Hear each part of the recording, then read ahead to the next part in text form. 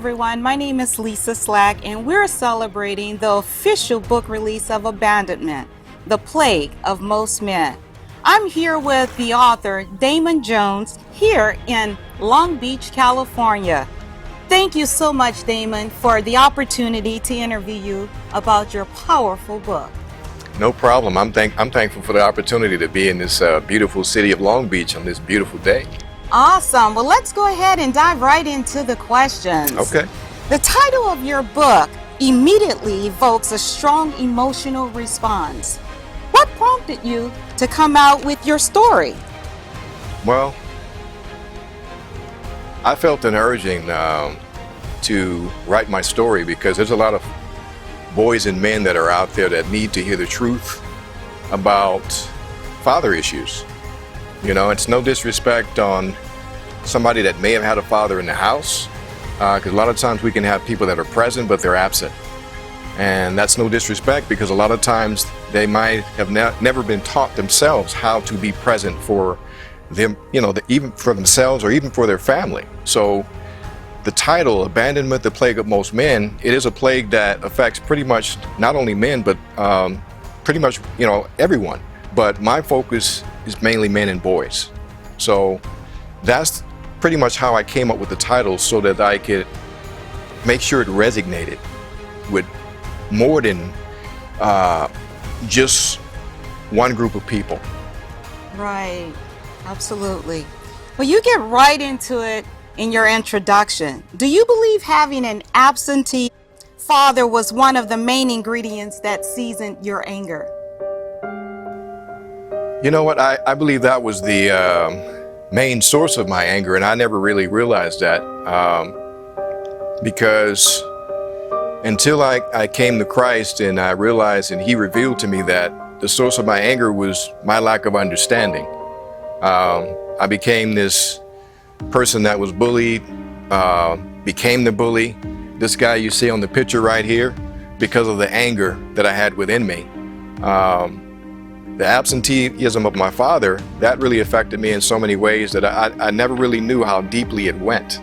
I wish he had been there, but how could he have been there for me if nobody had ever taught him how to be there for him and his, you know, basically himself and his family.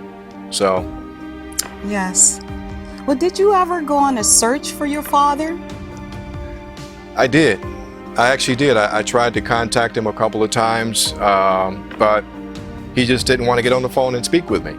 So at that time, you know, with me operating out of my brokenness was basically with my low self-esteem, always seeking the attention of others, not really having a kingdom man around me, not just a male with the body parts, you know, and that's no disrespect on any guy out there. But the thing is, we have to have a great example of what a kingdom man should be. And that's a kingdom man is a man that's following the principles of what Christ has placed within him. But if you don't know the true word of what God intended for us, you know, we don't know which road we're supposed to take, but that road that the world has dictated to us. So it really hurt when I tried to find him. But at the same time, when I look back, I have nothing but sorrow and forgiveness for my father now. But then I had nothing but anger and rage. Wow, unbelievable. At a young age, you accepted bullying and teasing as a reality you would have to accept for the rest of your life. Why did you give in to it as opposed to fighting through it? I wanted to be accepted. I think I know for a fact it was my low self-esteem. The fact that I felt that I didn't have anybody to turn to. I mean, I had my family, but I just didn't know how to open up to my mother, my brothers, my sisters, and so forth. But I accepted it because I thought that was the easier way to be, you know, one of the crew or one of the group or the crowd and so forth. But I realized that basically pushed me more outside of the so-called circle, because they themselves, in most cases, had low self-esteem, and when they were pointing the finger at me, they never wanted to point it back at them because they're like, you know what? And a lot of them knew that they were wrong, but at the same time, they didn't have the courage to point the finger anywhere else but at me because I was that quiet and shy kid, you know, which ended up ultimately being the bullied kid. Wow, that's amazing. There's so many things that we would do just for acceptance, just to be accepted. Wow. Chapter 3's title is Risking All for the Attention. Give us a little teaser about your choice to take such an enormous risk. Well, without giving out too much, for those that haven't purchased the book, that was a few instances that I shared in my book. Any other thing I would have shared probably would not have a expiration date on the things that were done. I'll leave it like that. But I risked all for attention because that's exactly what it was. I was trying to get attention in any kind of way that I could, regardless of the consequences. I won't tell you specifics, but for those that have read the book, you already know what I'm sharing, that I did things that were on the edge, that I shouldn't even be standing here. I should be dead or in a prison. Or like the gentleman that I grew up with, I mean, basically he's doing life for murder. I'm not glorifying that, but God allowed me to see that if I'd have kept down that road, I would be exactly where he was, or my mother would have had to bury me. Yes. Most kids stumble upon one thing that stimulates sexual curiosity. Without giving too much away, how did your first discovery evolve into unhealthy behavior? Well, I can say that it started, my unhealthy sexual view began at the age of 5. Seeing a bag of pornography that my grandfather had in the closet. And I know a lot of people can relate to this, but I know I can speak about my story. As I went forward, that shaped my mindset in a way where I began to look at women as objects as I got older, because the people I hung around, most of the guys, that's, and I take full responsibility, but majority of people I hung around with, that's the view that they had as well. So I thought that on another level, that would allow me to be even more accepted by the people around me, because there's a pattern to that. The low self-esteem, the brokenness that I never even realized I had. But the sexual unhealthiness of that, it led me into down the road of sexual lust, sexual addiction, whatever you want to call it. But I share it openly because I want to be able to help as many boys and men that might be on that path or that road that may not know how to reach out and get the proper help, because there's nothing wrong with you in that regard. Don't let the enemy get in your head and make you believe that nothing can be done. Don't let him isolate you, because that's what happens. And that's another reason why I wanted to share my story, to help other boys and men, help them realize that you're not alone. You're definitely not alone. One of your subtitles in chapter 5 is, "It was all a big lie." What are you referring to? The big lie. The big lie is referring to boys don't cry, man up, women are emotional, boys aren't. But that's a big lie. We all come out crying. We all come out of the womb crying. I never understood that. But until I had the courage to open up and read the Word of God for myself and build a relationship, that began to open my eyes to a lot of the things around me that I had been lied to all my life. So in regards to being told not to cry, there's those times where I felt like I wanted to cry. I had to push it down inside. And I'm like, this doesn't feel natural. Us making excuses about, why we can't cry. Why not? So I began to, share myself. I won't tell too much about the book, but some people that have read it. But the thing about it, that really burned my soul.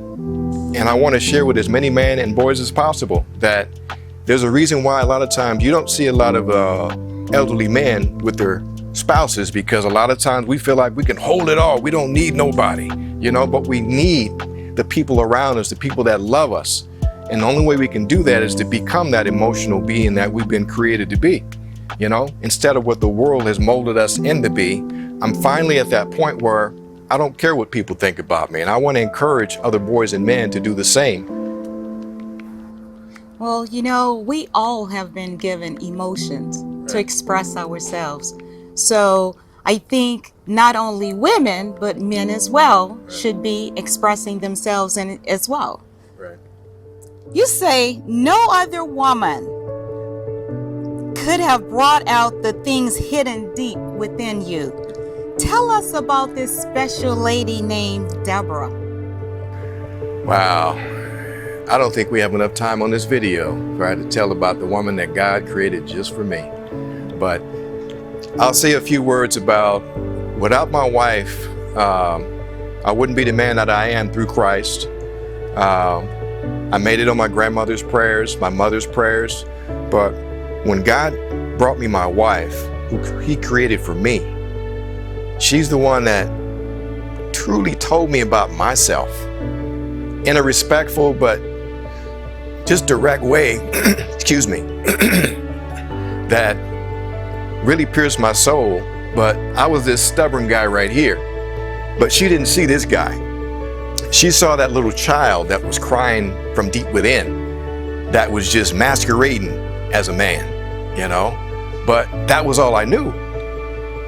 But with her, oh my goodness, the love of my life, when I met her, it was through her sister, and no disrespect, you know, her sister's like the opposite of her, you know, nothing but love for you, Keisha. You know, I know you're gonna be watching this, but when I met her, I was sitting there drinking my gin with a couple other folk, and she walks in the room, and it was like I became the person you see right here, which means instead of me saying, hello, I mean, hey, what's happening, girl? What you working with? You know, I saw her, it was like, hello. I'm like, oh, wait a minute, I ain't supposed to say hello?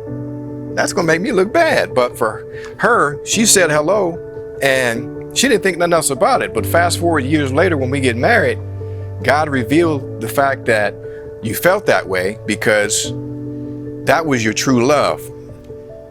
Because the women that you had been with, the womanizing and all that other stuff, those women weren't for you. That was the lust that you were acting upon. And when you saw true love, you didn't know how to experience it or feel it or even exist in the same room, because when she entered the room, she didn't even know this, that I wanted to leave. I stopped drinking my gin. I stopped, you know, I pulled up my pants, you know, I wanted to leave. So years later is when I finally shared that with her, and I shared that in the book as well. But it's like, without my wife, I would definitely not be the man that I am through Christ, because she was grounded in Christ before we met. Because God knew that I would have to have somebody that He created for me to be grounded in Him to deal with this stubborn, egotistical, prideful, boastful, the list goes on. I mean, I humbly say that, and I say that openly because I want to encourage other men and boys to be able to open up and share, because that's where the strength is. But without my wife, I said it, this is probably the third or fourth time, I wouldn't be the man that I am through Christ, you know. And I can't imagine living in this life or this world without my wife. Sounds like this Deborah is a very nice, wise woman of God. She most definitely is. What do you say to men who are looking to find a good woman and get married? Well, I can say the first thing that I learned from when I was looking, I didn't find. When I was out there looking, I didn't find. And then when I stopped looking, my wife was already right here. In other words, God has a sense of humor in a way where woman comes out of the side of man. So when I looked, finally said, you know what, I'm not looking anymore. She was already right here. I'm looking all around and around and about. But then come to find out she was standing right here. Woman comes out of the side of man. So when God says a woman is our helpmate, my wife, she's helped me meet the expectations of what God has always intended me to be. And that's to be that person that's not afraid to stand up and be courageous. The bullying, I believe a lot of things are allowed in our life to bring us to where God needs us to be so that we can be an encouragement and to help others in that regard. So I see that the anger in that regard, it's coupled with the bullying, because now I can burn with that righteous anger for what's right. Because that's something it's just deep within me, that I love helping people now. I love encouraging. So it's just a beautiful thing. You have a very strong and committed relationship with God. Would you say that everything you do hinges upon that? And how? That's a most definite yes. Everything that I do now is founded upon my trust and belief in Jesus Christ. Period. I used to be ashamed of letting people know that I am a Christian. I used to be ashamed when I used to go to church a lot of times, mainly because I didn't understand what it meant to be a true follower of Jesus Christ, because a lot of people out there, I got to put it plain, faking and shaking. That's what I saw before I accepted Christ. And the thing about it is, they were like the religious folk, the hypocrites, and the enemy, the devil, knew that I was looking at that, but I didn't realize that it was about my own personal relationship with God.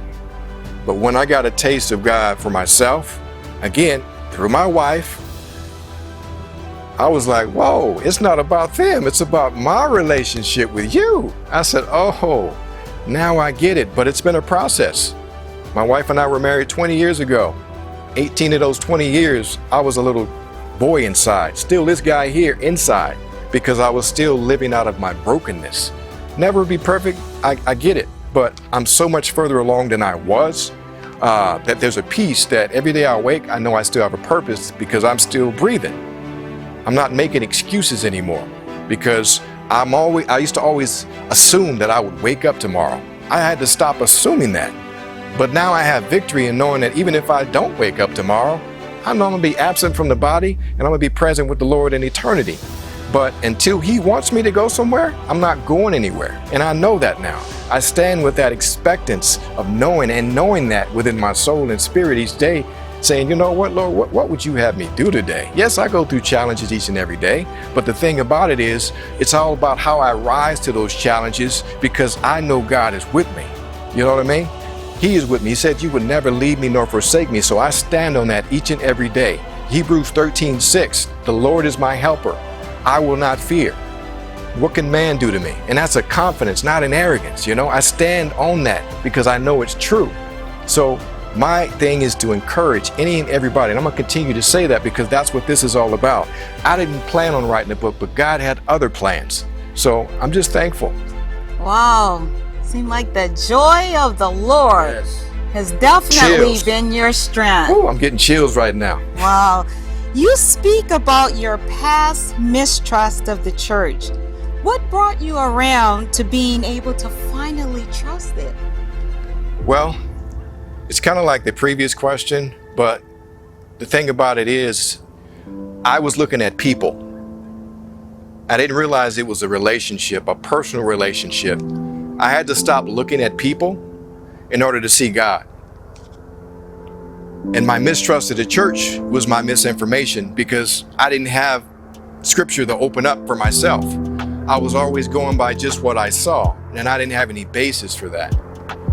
But now, because of my relationship and being able to study the scriptures for myself and let them just sink in and fall on that soil that, that allows it to come out in a way where it's more receptive, because of me going through what I went through, I'm able to deliver the message to people that were in a position like me, that used to look at people that were like, because I didn't want to go to church at all. I was like, you know what, if that's what church is about, I don't want to have anything to do with it. But the thing is, now I realize that we are the church. It's not the four walls. So those people that are out there faking and shaking or trying to make people believe that they're one thing, it's not judgment, it's an observation. But at the same time, God knows the truth. He knows those that are who are His. He said, my sheep that are called by, my sheep will hear my voice. Don't have me misquoting scripture here. But I have the peace now that when I look back, it's something that if I hadn't have changed my direction or humbled my heart or came to the end of myself, when I came to the end of myself, that's when the true transformation began. And I started seeing that it's not about the four walls, it's not about the people, it's about my relationship with God. So my trust for the church, which is us, it's totally changed because I'm trusting Him. Well, I have read your book and I totally see a full transformation. Definitely humbled. Who's your specific reading audience and what do you want them to learn from reading this book? My specific reading audience, as I've mentioned, is going to be boys, men all the way up until the grave, mainly because a lot of us men never make the choice to change. Let's just keep it plain. If I hadn't made the choice to want to change, I wouldn't be going through this transformation that God has allowed me to go through. I had to make the choice to accept Him into my heart in that area and all these different areas in my life, to say that I don't have it together. I thought I did. I used to try to control everything. Even though I thought I was in control, I was never in control. But the main thing I want people to get from this book, especially boys and men, my wife, again, has been very instrumental in enlightening me to transparency, vulnerability, and intimacy. Transparency, basically those three things are the things that were part of the big lie as well, about us not opening up and being totally transparent, totally open and honest about everything. And when I say everything, I'm finally open and honest about everything. And there's a freedom in that. Vulnerability, I'm very open. I let my wife see all of my emotions. I don't care what that is, especially the emotional aspect of crying. We're watching a movie or even watching a cartoon or whatever it is. If I feel that emotion, I got some tears dropping without worrying about what people think about me. And I found out that when I was worried about what people thought about me, in most cases they wasn't thinking about me. They were thinking about the things that they were going through. The world was revolving around me, so I thought, but that was the enemy in my head trying to keep me distracted, because there is an attack, especially on the men and the boys, to keep us from becoming the men that God has always intended us to be.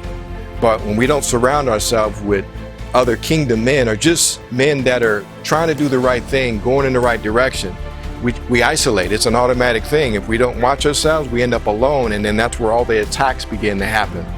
So those are the main things that I want anyone, boys and men, to get out of my book. I just want to be an encouragement. Let you know that you're not alone. Stay encouraged. Keep taking one step at a time. Each step forward, you're moving forward. Just times even when you don't feel like you're moving, at least you're still standing. And if you don't feel like you're moving anywhere, find some men. I know that's a simple thing to say, but not easy. I was the guy that used to isolate all the time. That's how I ended up, in the sexual addiction and all these other things that I shouldn't have been doing. But find other men that you can relate to, that can encourage you, that you can open up to. That's a simple thing, but not easy. But a lot of us, we have people around us, but a lot of times we don't want to open up. It's not a weakness, it's actually a strength. So be encouraged. Where can everyone get a copy of your book? Well, it's available on Amazon. You can actually go to my website, which is abandonment2020.net. It's available in a paperback version or Kindle. So make sure you get a copy today for yourself or for someone else that can be encouraged by my story. Well, Damon, thank you very much for the opportunity of interviewing you. Really appreciate it. Okay, everyone, the book again is Abandonment, the Plague of Most Men. Don't forget, be sure to watch the amazing book trailer at Abandonment2020.net. Again, that's Abandonment2020.net. Thank you. Thank you.